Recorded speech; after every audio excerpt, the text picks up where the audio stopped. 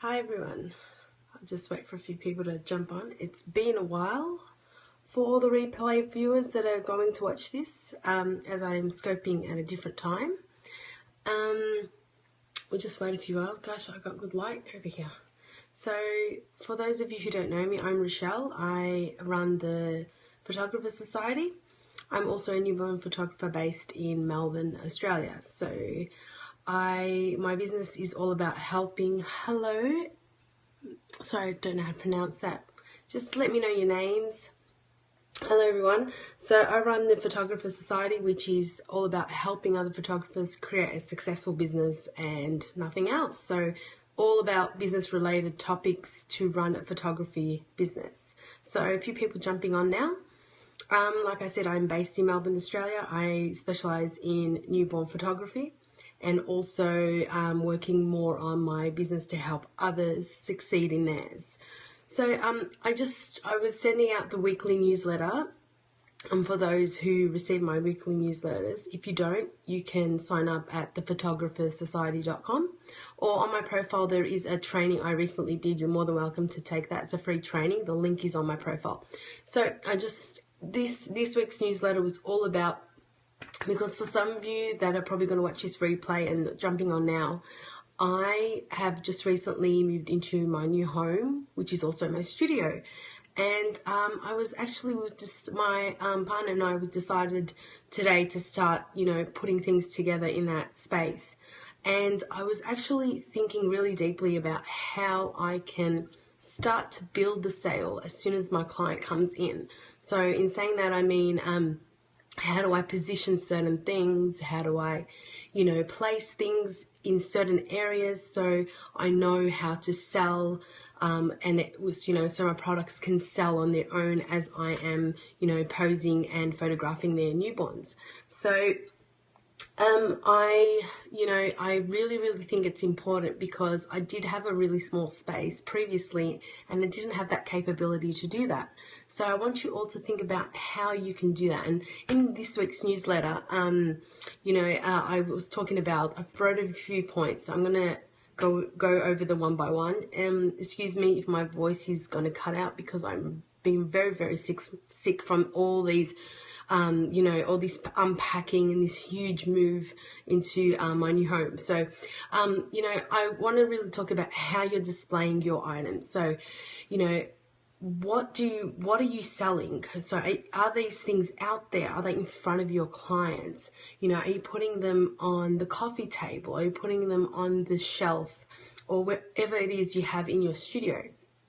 Are you putting them all there? So it's really important to figure out, say, where they are sitting and align it with their, their eye, or align it with how, like, don't put it too high, don't put it too low, put it somewhere where they are able to grab it, to see it, to feel it, to touch it, and, to ask you questions. So put it somewhere where they can see it and they can, because they're going to be sitting there. I find with my clients, because I, photograph newborns, it can take probably sometimes up to 3 hours to, to photograph a newborn, worst case scenario. So they have all that time, they get bored. So I know having magazines is really good, but I really recommend using the products you have to sell to your clients. Actually use them for your clients. Actually look at them and touch them and feel them, because in the end, that's what you're going to be selling them.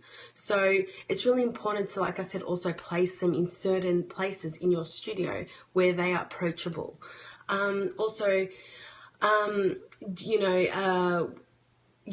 I said, they have to be aligned to where they are, where they are maybe sitting, or an angle where they can view them better than maybe a certain angle. So it really all depends how your studio is set up. And if you do on location photography, I once gave huge advice on one of the periscopes that you have to ask for a coffee table, figure out how you're going to shoot, where that person, the client might be sitting, and align them, put them somewhere where they can see them and grab them and see and have a look through them. Also, we all want to sell in the end. So do you start selling as soon as you meet that person? I personally start selling or I find that's more easier for me to sell as soon as the client comes into their session. So I start talking about my products, what this one is, what they could do with it. They can probably hang it, place it here, there. I talk about all different ways they can do with, all these different products, not just, an album's an album, yeah, boring. But I talk about how other clients have used them, what they've done with them, who they've sent them to, how they've, used these certain products.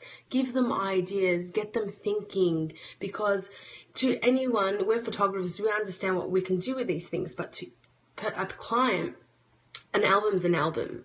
A canvas is a canvas. A print is a print. So you got to be creative and get those ideas flowing through their heads. So they know when it comes to the sales session, they know that this certain item, they could do these few things with it and so on.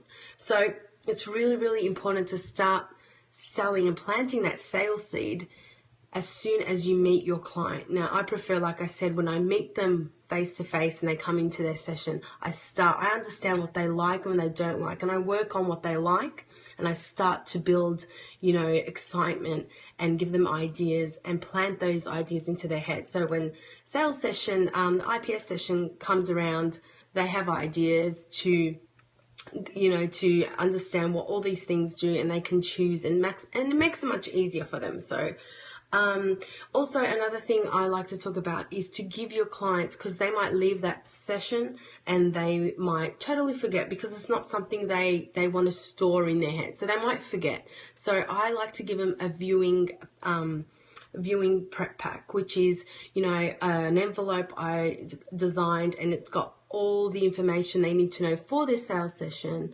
and everything to think about. So what wall art, like exactly what I would cover planting that sales seed. So what wall art can be used for, albums, how people use them, ideas.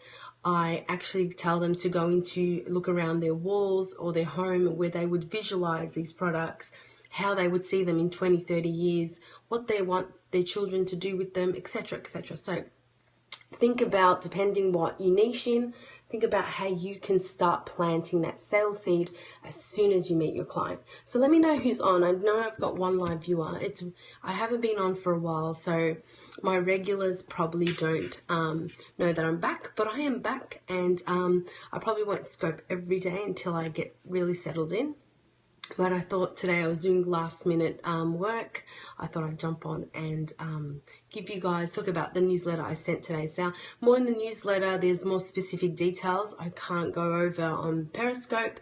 But if you want to hear more future tips and advice, be sure to follow me if you're not on Periscope, or head to thephotographersociety.com and sign up, and you get my weekly tips and advice that I only share in email. This is the first time I've ever shared it in Periscope. So there's heaps of things. Sometimes I run free live trainings as well, and I give away freebies and downloadable PDFs for you to help you in your business as a photographer, because we know there's heaps of workshops and learning other technical stuff, but there is really nothing, and it lacks in a lot of business side of things, of running a business as a photographer. So that's my few tips for you today. I really want you to think of ways you can plant that sales seed, maybe from the point of contact. But like I said, I like to start, and I feel that my client has already trusted me and booked me, and so that's when when I meet them, I start to plant that sales seed in their head, because in the end, it's helping them understand what they will get for what they want to pay for, and it helps me, run the sales session quicker, because they had all that time to think about it, plus they've gone home with their prep pack. Now, I do have that prep pack. It's on thephotographersociety.com under shop, so /shop, and you're more than welcome. If you don't have time to design one yourself, you're more than welcome to check it out, and you can purchase it there. It's all in PSD format. So that prep pack is so essential for my business, and it's been working wonders, because every client that comes back, they know what they want.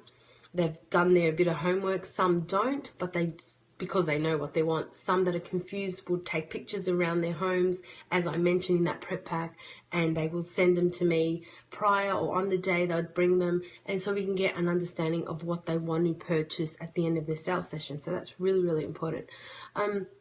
yeah, so until then, if you guys are watching the replay, remember you can always tap, tap, tap and give me those hearts, just to let me know you're really enjoying these periscopes. And remember, for you, those that are going to watch the replay, I am back, so stay tuned to Periscope, keep your notifications on, and yeah, I'd love some hearts. That would be awesome. So until then, guys, I will see you next time from my new home and studio. This is my office space. It's pretty tight knit. So so until then, take care for now, and thank you for whoever is on. Thank you so much for staying this long. Okay, guys, I'll see you all, guys, the guys in the replay, and I'll see you guys next time. Take care for now.